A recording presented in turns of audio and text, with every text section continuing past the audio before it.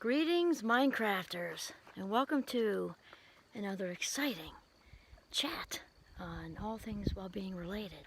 My name is Dr. Kimberly Quinn, and it is my role here to help people become the boss of their brains, I guess, right?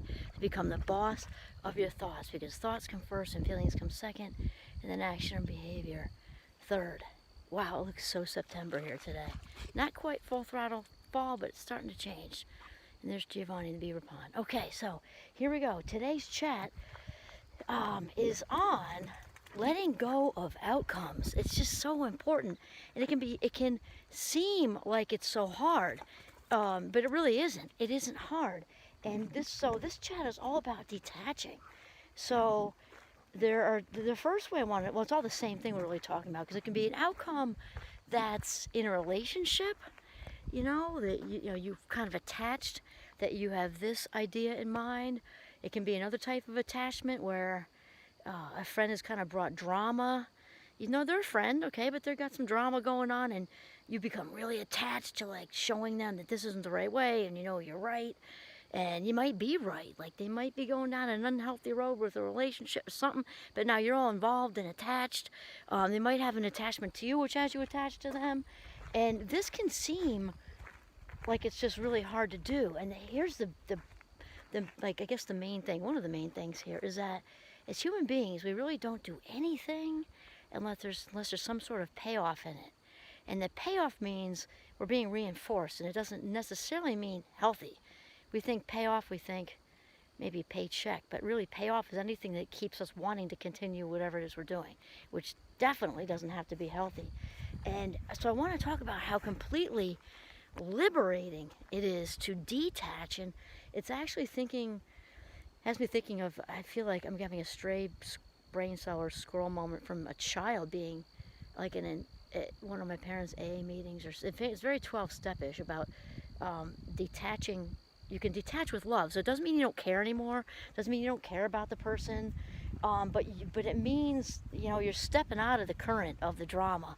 And I'll tell you, that is actually one thing I'm pretty good at, and maybe it's because of my growing up, which most of you know about by now. I repel drama, honestly. I guess maybe I had enough growing up, but this can be hard, especially if we know we're right and you really are right. Okay, it can be very hard to suck it up. But one of the, I guess, guiltiest pleasures or guiltiest ego, oh, there we go. One of the guiltiest ego pleasures is that need we have to be right, because it's just so freaking enjoyable, right? It is. It's just like a dope fix. It's like, and it can be hard to stave that off because it does feel so good, to be right. And really, to be able to let go of that attachment to that drama or situation. Oh, here comes the rain. Okay, let's go in the woods. Here it comes. It's pouring. To be able to let go of that attachment is so incredibly liberating. It's freedom. It's so liberating that it frees up the authentic self to really be fully free and just powerful, with lack of a better word, powerful in a good way, because authentic power can only go good places. Okay, this was good timing. It's pouring, but I'm in the woods, and so you can't really tell that, I don't think. All right, so now the other thing I want to talk about is, so that was like a relationship example, or a drama with friends example, or whatever, and also just plain old outcomes. I'm thinking of, it can be in the workplace, it can be, whatever it is that has a goal, or something that you're doing. And I have a few examples here. For example, these videos, I just do this because I love it. I'm not looking at the likes and the subscribes and all that stuff. And I don't know if anybody noticed, I don't know if you did or not, it doesn't really matter. I mean, because I just love doing it. Again, I'm in the flow zone. I just get excited, and I couldn't wait to come here today, even though it's pouring, because I had this in my head and I just had to talk about it. And I stopped saying that. I watched, there's just a couple of YouTubers that I actually watch, to be truthful with you, but they have really good tips. And sometimes they'll say at the end, if you like this, press like or subscribe or whatever. And I did that the first few times, kind of intermittently, I guess. I don't do that anymore, because, and it's not that I don't care. I care very much about doing the videos. I'm not in it for the likes and the subscribes. I'm just not. It's just fun for me. It feels so natural. It feels just so natural and passionate for me to just, you know, kind of, or just to just follow that, like, it's kind of like scratching an itch or something, I don't know, but I just want to do it and hopefully help people to see their own value a bit more. I know it's really pouring, good timing here. To see their own value a bit more and bring some more positivity into the world. That is really the plan. That's it. Okay, so the thing with letting go of outcomes involves being more process based, and to do stuff not as a means but as an end. You know, not for likes, not for money. Money's a side effect of doing our passion anyway, and that can be much easier to say than to do, but it is true. You know, it is absolutely true. It's a side effect. When we follow our passion, you know, the rest really comes into place. So basically, to do things because you just plain old love it.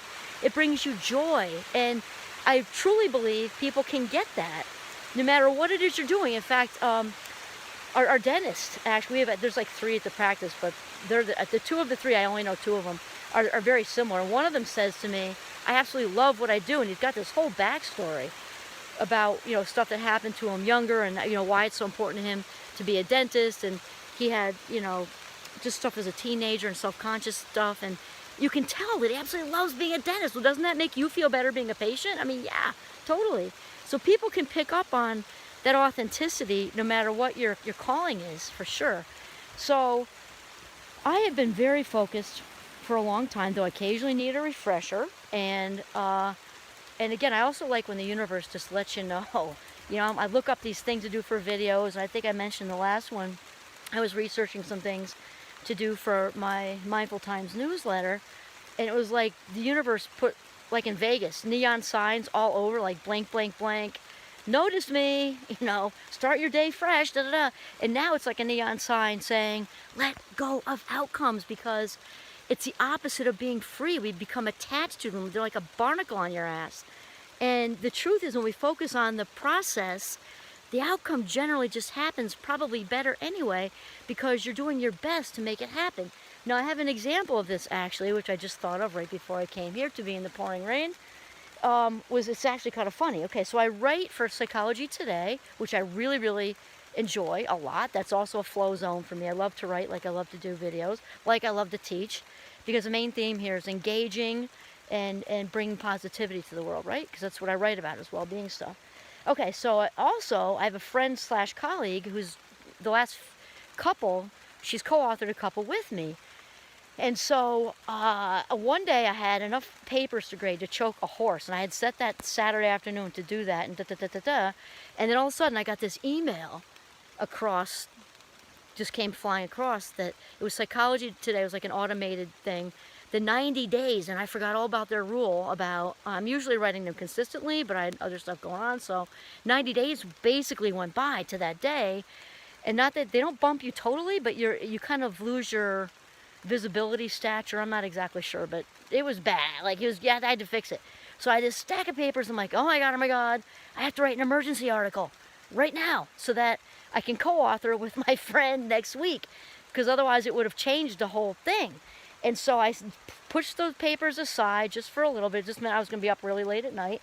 And I sat there and spent a good couple hours and I figured, I also did something I know I could do in my sleep. So of course it was ADHD, because that's like, I can do that in my sleep. So my head was in it, my heart was in it, totally in this passionate, authentic, real flow zone. Hammered it out. It was called Understanding ADHD. Don't quote me, because I didn't look at it before I came here, of course. Understanding ADHD, or Understanding the Core 4 Traits, something like that. So when I did proofread, make sure it was all neat and clean and packaged and typo-free and all that, hit send, and that was the fastest I have ever written a Psychology Today article ever, because it was an emergency article, which is funny, because that's how it's become known to my family and friends, as the emergency article. Well, prior to the emergency article, which did get me back on the grid, by the way, you know, like if I would write whatever article about positive stress mindset or whatever, also I enjoyed all of them, but I would check, like every so often I'd go in and check, oh good, the views are up, oh great, the views are up, and I would kind of check, oh, must be people like that one, or this one's not such a big hit. I wrote one called I Lonely, like iPhone, during the pandemic, and I thought that would be a huge success, and it wasn't at all. It totally bombed. So anyway, the emergency article happened, I did that for the sole purpose of just, I was in the zone writing it. I just was like, bang, send. So I went on and did other stuff, all the other stuff that I do, like videos and teaching, and completely forgot about it. Completely forgot about it. No outcome, because it wasn't even in my head. And then I went into Psychology Today a couple weeks later or whatever to check something else out, and I can see the list of articles, and you can see the views. And it showed the emergency article is ADHD, whatever, understanding the core 4. And right now it's just under, it has 45,000 views. And I almost like, almost like spit out my iced tea, like, holy shit. And that happened fast. And it's just like this example of not paying attention to it, didn't care, not in a bad way. I cared about writing it. I just didn't care about the outcome. And look what happened. It like 3 times the views of one of my other ones. And it's just, it's wow. And there's actually also a book out there, something similar, called The Art of Not Giving a Fuck. An F-U-C-K, right? I'm just used to spelling around kids who are now young adults, so that doesn't even work anyway. But when we attach to outcomes, even if the outcome is like a person, like we want them to do something or change, or we want to attach to their drama, that's us attempting to manipulate our external world. So we're trying to fix something on the inside. There's something about us that has a need for that external need to be right, need to fix something, need to please, need to whatever, okay? And that is something going on the inside, and it doesn't generally go very well. Plus, it's stifling, it's restricting, it's like, for me, it's like suffocating. When we let go of that attachment to whatever it is, even if we're right, okay, and we let go of an outcome, then it is so incredibly freeing. And also when we don't, I have a good friend of mine, actually, Champlain. I've listened to him for years, Bjarne. I love Bjarne. If you're listening, Bjarne, I miss you. He would say for years, like, control's an illusion, and he's so right. When we try to control other people by attaching to their drama or their relationships or whatever, and we adhere to these outcomes, basically we're saying we don't trust the universe, or we don't trust God, or we don't trust Source with a capital S, we don't trust the higher power, whatever that is for you. We're not trusting the process. We're not trusting, the creator of all things, whatever you want to say. And that doesn't usually go well for us. And when we let go, not the forgiveness way, but also in an attachment way too, when we truly let go, man, there's the authentic power that takes over, because the authentic self is back in the driver's seat. We are free. I mean, I think of like, spread your wings and fly free. And then the universe is more apt to give you stuff because you're free and available. And there's so many people saying this same thing. So many people saying the same thing.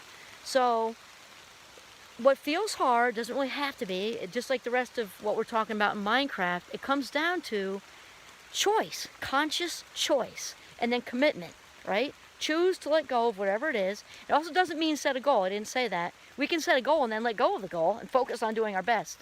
And so there you go. Let go of the outcomes. This is Kimberly Quinn signing off from Northern Vermont.